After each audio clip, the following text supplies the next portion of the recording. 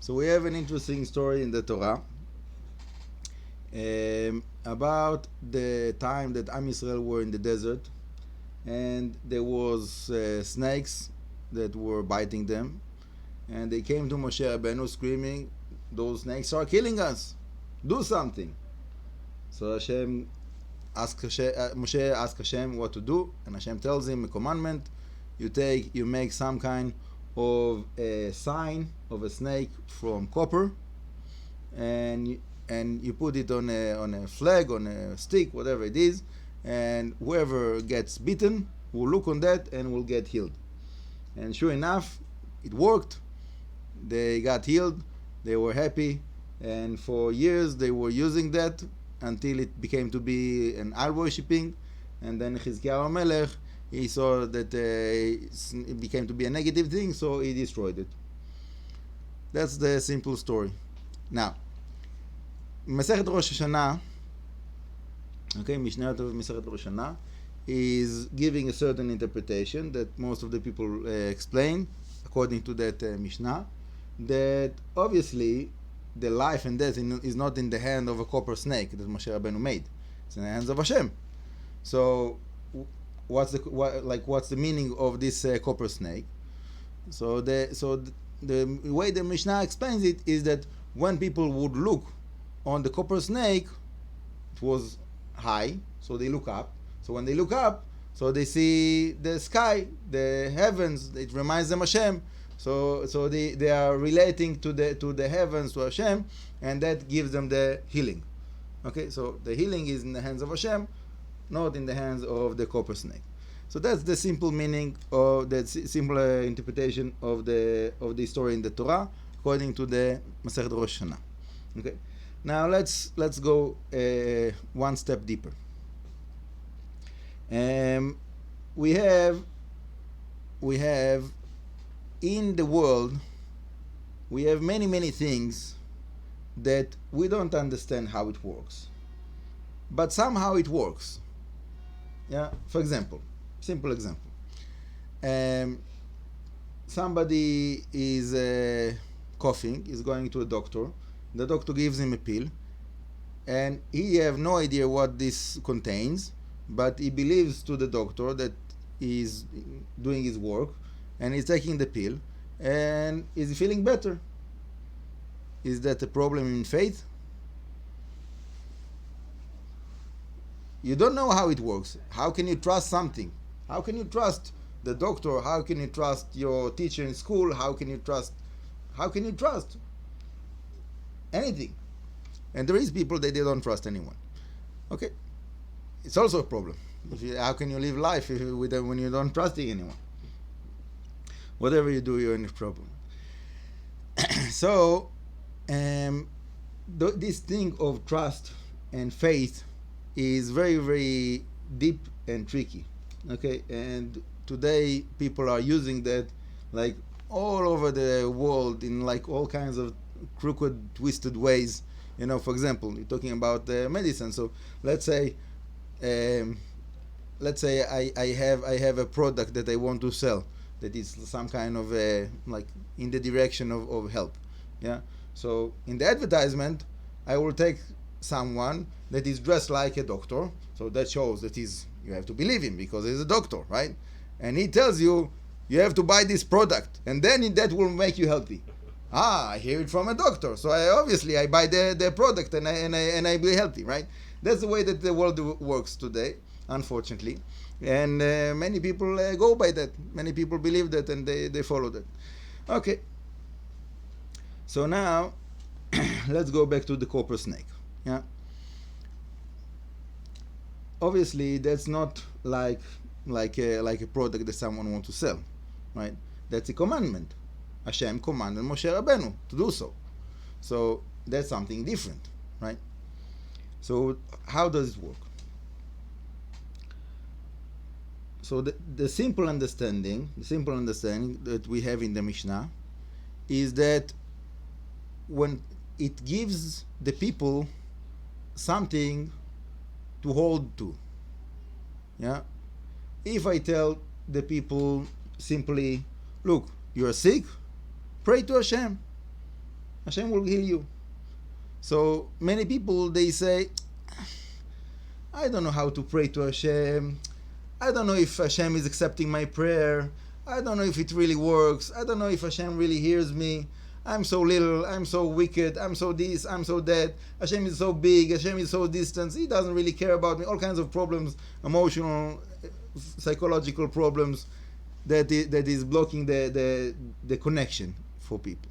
So most of the people, they need something that is close to them to hold to. Yeah. Someone like that they look up to. This rabbi, this tzaddik, this holy place, this. And it could be that those things are true and real. I'm not saying that it's a negative. I'm saying that this is the reality of most of the people.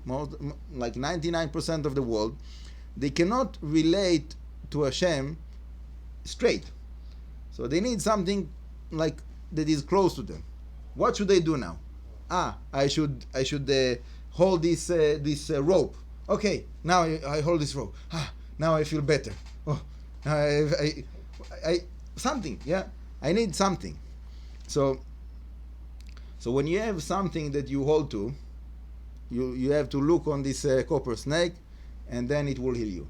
Okay, so I look on this copper snake, and then when the person is looking on the copper snake, so he's waiting for the healing to come. So he started to think to himself like what I'm doing. I'm looking on the copper snake, like what does it mean really? And then he started to think about what's behind it, what's above it, where this copper snake is coming from. Moshe Rabbeinu did it. So he's relating to Moshe Rabbeinu. And where Moshe Rabbeinu got it? It was commandment from Hashem. So he's relating now to Hashem. So he's looking on the copper snake, but in his inner being, is channeling his connection to Hashem. Once again, he's re-establishing his connection to Hashem. Okay?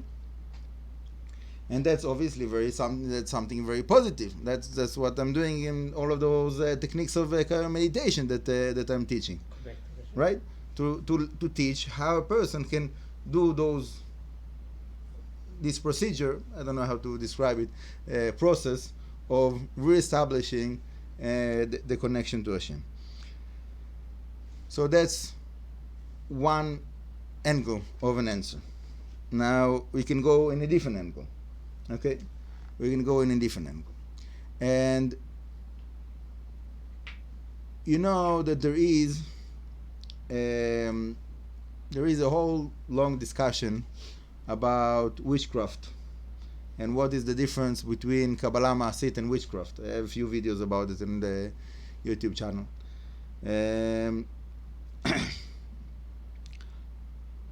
But to make it simple, let's say that somebody here have a very, very strong spiritual sight, and is able to see within the spiritual realms some force, some strength, something, yeah, and is finding a way to connect to that identity. Okay, so if it's something good, something positive, fine. If it's something negative, oy vey, Hashem will have mercy on him. Okay? Most of those revelations usually are coming from a negative point. But even when it's coming from a positive point, the human beings can make it to be something negative. Okay? For example, this copper snake, it's coming from a positive point. And it had some spiritual strength, like any other mitzvah. Any mitzvah that we do, putting on tefillin, talit, lighting Shabbat candles, whatever it is that we do, why does it have spiritual power? Because it's connecting us in a certain way to the spiritual realms, certain channels between the worlds, the sfirot, and so on. So when it's positive and it's done correctly, very good, Baruch Hashem. This is what the Torah is commanding us. But if somebody is taking the same thing and is making that to be al-worshipping, so then it becomes to be negative. That's why Chizkiyahu Melech destroyed this copper snake. Right?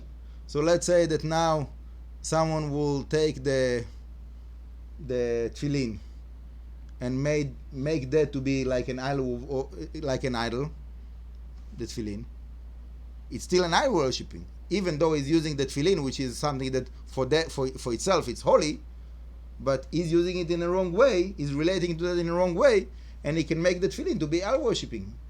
Okay, so the fact that something is coming from a positive source, it doesn't mean that you can do whatever you do with it and it will stay positive. It can be that someone will take it and turn it into something that is negative, that is against the Torah. Okay, and that's a good example for us. And another example is that we see in the when the Rambam is starting to explain about idol worshipping.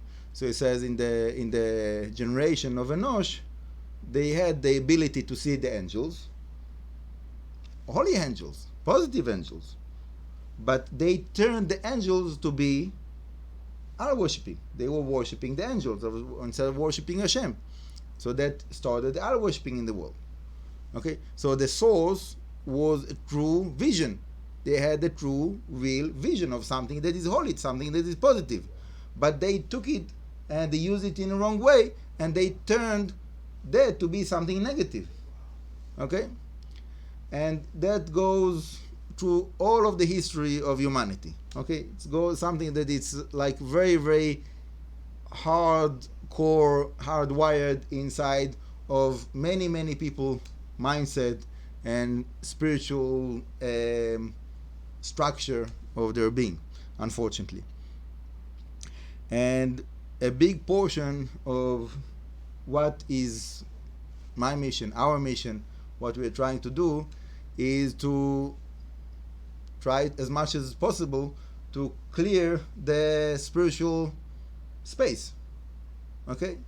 Like today, you know that they speak in the between the scientists, NASA or this or that they have like around the Earth, they have all kinds of garbage from all kinds of spaceships and satellites that are broken. So they have like garbage around the Earth. So what do you do with this all of this garbage that are flying in the space around the Earth?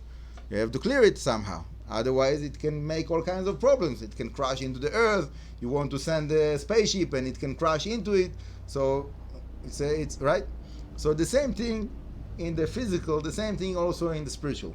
There's a lot of spiritual garbage that is flying in the spiritual realms, and to clear this space is a big job, and that's what many Mekubalim are dealing with, Bezrat Hashem, and Hashem will help all of us to clear our being and as much as we can all the space around us. Baruch Adonai Le'olam, Amen v'Amen.